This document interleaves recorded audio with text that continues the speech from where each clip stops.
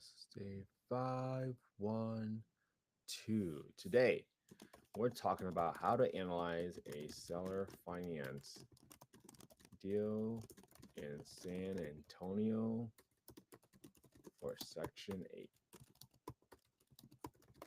All right, before we get started, new podcast alert. Today, we released a podcast with Tommy, and Tommy is a veteran, an attorney, and he's had such a great story about how his first property, well, not including the land, but the first property that he bought for himself was a primary residence home. And using that primary residence home, he lived in there, obviously, and then eventually he turned it into a Section 8 rental. What a great story, because I think this is just a perfect example of how, if you start taking step by step towards your goal of becoming an investor, sometimes your first investment might very well be your primary residence home. Had Tommy never did that before, he would have never had that opportunity to turn that into a rental. He would have never had the opportunity to figure out why he, or all the issues that would come up with taking your first property live on Section 8.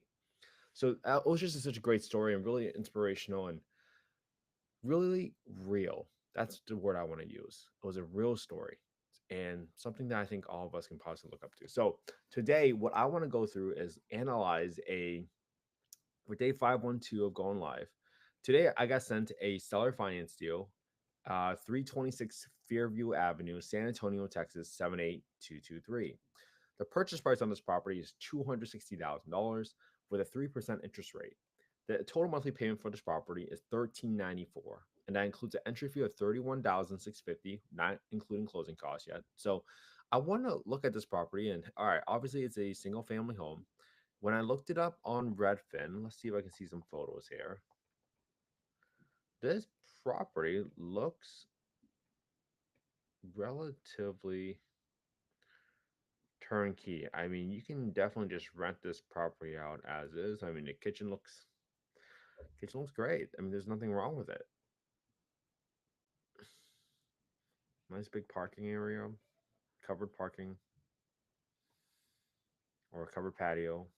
Nice big backyard. I mean, it looks pretty nice. So, if I were to use this property and use it for a rental, what can I do with this property and how much can I expect to cash flow? Now, the first thing I want to do is, okay, now that it looks like it's pretty turnkey, I don't have to overestimate or rehab or anything.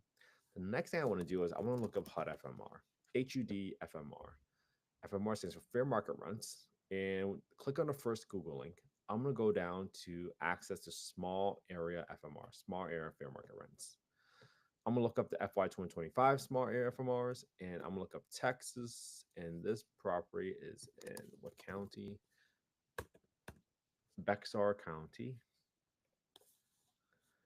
In Bexar County, you're going to see that for this zip code 78223,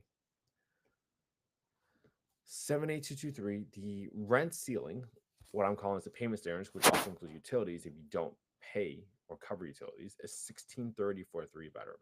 1630. I'll write this one down. I'm writing down these details just because my partners already know how I analyze these deals. 78223. 78223. This is a four bed. I always like to look up just one additional bedroom because I always want to understand, hey, if I turn this and if I convert one additional bedroom in the property, can I achieve a higher rent? Okay. Now, I don't think there's space really here for it without making it too chopped up. But now that I have this rent ceiling number, right? Remember, if you don't cover utilities, you are supposed to back out the utility allowances by residence type, which is single family homes versus apartments versus mobile homes, by utility type, which means electric, water, whatever you don't cover, you have to back it out in your maximum rent. And those are typically called the payment standards, right? Payment standards is sometimes they take the FMR and they multiply it by a number like by 1.1 or 1.2 because you might be in a very high standard of living area such as San Diego, Boston, New York. And they understand that sometimes they have to subsidize rents a little bit more to incentivize landowners to take in housing choice vouchers. So all these things are very, very important. Okay. Now, Bexar County. All right. So the next thing we want to do is I'm going to look up the rents on affordablehousing.com. And if you go to affordablehousing.com and you go to the owner section, go to the market rent estimator, plug in the address, plug in bedroom count, you can see that on average for 25 units within a 0.66 mile radius, the average rent is 1431, 1556, 1644 for the city, and 1763. So obviously, I haven't looked into whether or not this is a good neighborhood or a bad neighborhood yet, but I'm looking to see whether or not this property is worth my time to investigate further. Meaning, do I want to send someone out there? So for me to do that, I'd figure out, hey, what is the rent I'm going to get for this property, etc. Now, we saw that the rent ceiling previously was 1630, but we see that the market rent is only 1430.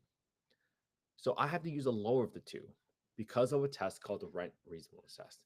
Now, the rent reasonableness test is essentially a test. If you look up the Housing Choice Voucher Program Guidebook, HCV, Housing Choice Voucher is what was previously known as Section 8. They rebranded from Section 8 to Housing Choice Voucher because of all the negative connotations associated with Section 8. So, if you go to the guidebook and you go to Section 2.2, you're going to see that this is a line right here. In conducting rent reasonableness, the PHA, or the Public Housing Authority, must determine whether the rent to the owner is a reasonable rent in comparison to rent for other comparable unassisted units. So obviously the size, unit type matters. So you can double check that these are for single family homes versus apartments. But I always like to be a little bit more conservative, right? And if I rent this property out as 1430, well, I cash flow. So let's plug in the numbers here, right? So in this scenario, the seller is becoming the bank. Okay, the seller is financing this deal. So there is a $21,650 cash to seller and the agent. There's a $10,000 assignment fee, which essentially is a finder's fee. I got 2% for closing costs on this property. And let me plug in the details. The seller finance note, the promissory note, the loan, is going to be, where's the loan amount? 228,000. So I'll put that in case 350 with a 3% interest rate. There's a 30-year amortization with an 8-year balloon. So the balance of the principal is due within 8 years. Usually sellers sell this on seller finance because they want to sell it for a higher price. So they're financing it to you for 3% because they want to make some interest on it. But they also want to get the price that they're looking for, because if they were to sell it on the market normally, they might not get the price that they're looking for. Why? Because the interest rates are like 6-7% right now. So they're subsidizing the interest rate with their own equity because they might not need the money all today. And that's why some folks will sell and seller finance. Now let's plug in the rest of the numbers. The total monthly payment is $13.94. So I'll go to B28. I'll type in $13.94 and I'm going to subtract the principal and interest portion of the seller financing payment. So that gives me $431 for the taxes and insurance. And I'll probably add an extra $30 for insurance because I'm assuming that insurance number is for someone that's living there as a primary resident. And if you don't, and insurance companies will typically view investment assets as a riskier asset. So they're going to charge more money. So that's why I'm adding extra $30 in B29 for the insurance payment.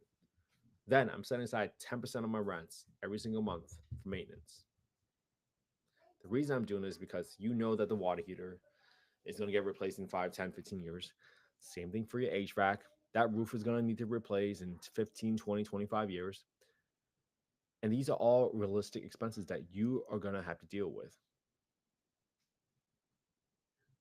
So don't be that person and not set aside this money and look at a property and say, oh, it looks pretty turnkey. I think I'm good. No. If you don't set aside these expenses for maintenance, you would be underestimating your expenses and overestimating your profitability. Don't be that person. I just got a bill for a roof replacement 2-3 years into my property and it was $15,000. And then also I had a HVAC that got stolen. And that cost me $5,000.